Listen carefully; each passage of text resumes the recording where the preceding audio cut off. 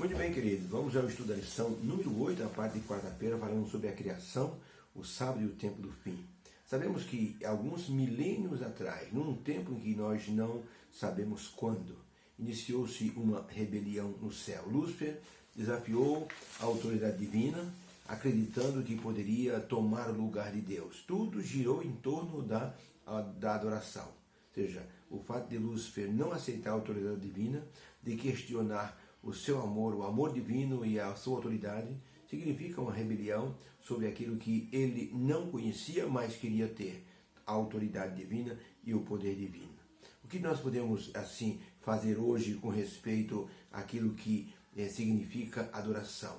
O que podemos fazer para não sermos enganados? A resposta é, nós temos que conhecer as coisas que estão relacionadas com a adoração. Por isso, uma estrategista militar chinesa, ela disse num treinamento o seguinte: quando você está numa guerra, você precisa conhecer o campo de batalha, você precisa conhecer as condições ali da guerra e precisa conhecer principalmente o seu inimigo.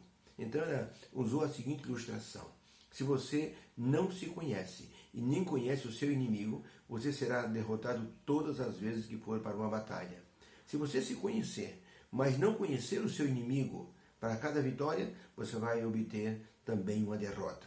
Agora, se você se conhece e conhece o seu inimigo, não tem nada a temer, você será vitorioso sempre. Por isso, ao estarmos olhando para o cenário espiritual, podemos dizer que estamos bem no meio de uma guerra, de um conflito cósmico. No campo espiritual, nós não podemos titubear, porque o inimigo, ele também está questionando hoje a autoridade divina e cabe a nós, seres humanos, que estamos no meio dessa batalha, conhecermos as suas artimanhas para que não sejamos enganados. Por isso, Ellen White escreveu o seguinte: a rebelião de Satanás seria uma lição para o universo ao longo de todas as eras vindouras. Tudo o que Satanás queria fazer no universo, ele mostrou isso como exemplo na Terra. Toda a violência, toda a falta de cuidado, a falta de amor, todo o desrespeito a Deus, era isso que Lúcifer queria implantar no universo. Por isso, é importante que nós nos coloquemos em alerta com respeito aos enganos dos últimos dias. Pergunta número 4. Que verdades, Apocalipse 14, verso 7, Apocalipse 14, verso 9 e Apocalipse 14, verso 12 nos transmite? O que esses três versos nos transmitem como verdade? Apocalipse 14, verso 7 diz assim: dizendo com grande voz, temei a Deus e dai-lhe glória, porque vinda é a hora do seu juízo, e adorai aquele que fez o céu, a terra e o mar e as fontes das águas. Deus como Criador. Apocalipse 14, verso 9, dizendo, e seguiu-se o terceiro anjo, dizendo com grande voz, caiu, caiu Babilônia, que tem dado a adorar, que tem dado a beber as nações do vinho de sua prostituição. E no verso 9 diz assim: e se alguém adorar a besta e receber o seu sinal, o número do seu nome, também esta pessoa será atormentada durante 1000 anos. Apocalipse 14, verso 12. Aqui está a paciência dos santos, os que guardam os mandamentos de Deus e têm a fé em Jesus. Então, para a pergunta, o que Apocalipse 14, verso 7, 14, verso 9, 14, verso 12 nos mostram como mensagem? Resposta: Apocalipse 14, verso 7 nos mostram que nós devemos temer a Deus, dar-lhe glória e adorá-lo. Apocalipse 14, verso 9, assim, quer dizer o seguinte: é um apelo para que as pessoas não adorem a besta, nem recebam a sua imagem, a sua imagem, nem o número do seu nome. Apocalipse 14, verso 12, descreve um povo que guarda os mandamentos de Deus e tem a fé em Jesus. Esses três versos são importantes para que nós possamos assim colocar um parâmetro, uma linha assim de propósito para o tempo do fim. Precisamos temer a Deus e dar-lhe glória. Não podemos receber a marca da besta, porque significa receber o sinal de um dia que não é o dia assim criado por Deus para adoração.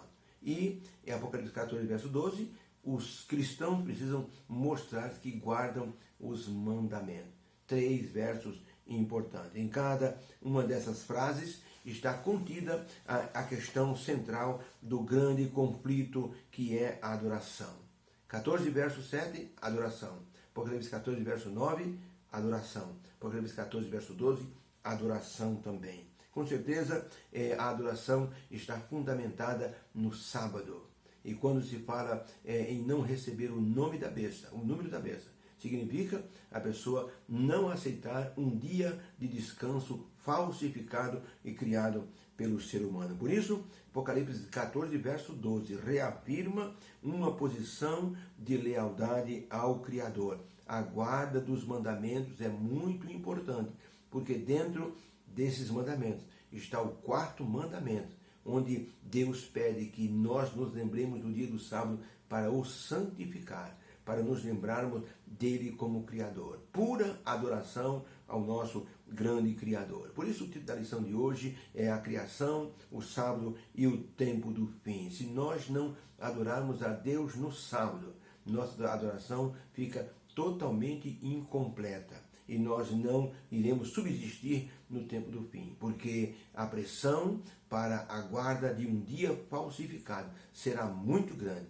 E aqueles que não estiverem totalmente firmes ou convencidos de que o selo de Deus é o Santo Sábado, haverão de, assim, permitir a adoração a um Deus falso que é Satanás, num dia que Deus não aprovou.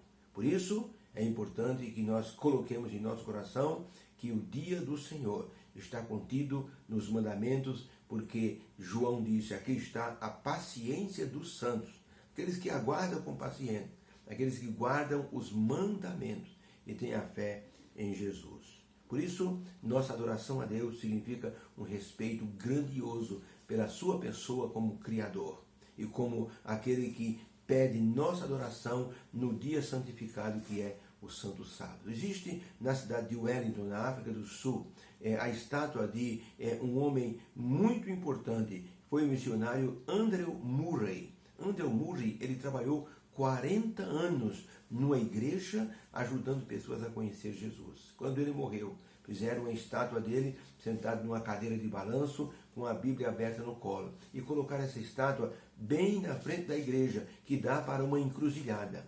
Então as pessoas que moram nas redondezas, quando vão para os bares para beber ou para dançar, eles não passam diante da estátua por respeito ao grande missionário. Dão a volta no quarteirão para ir então para as suas baladas e para as suas jogatinas. Eles têm um respeito, têm um temor pela pessoa representada por aquela estátua do missionário.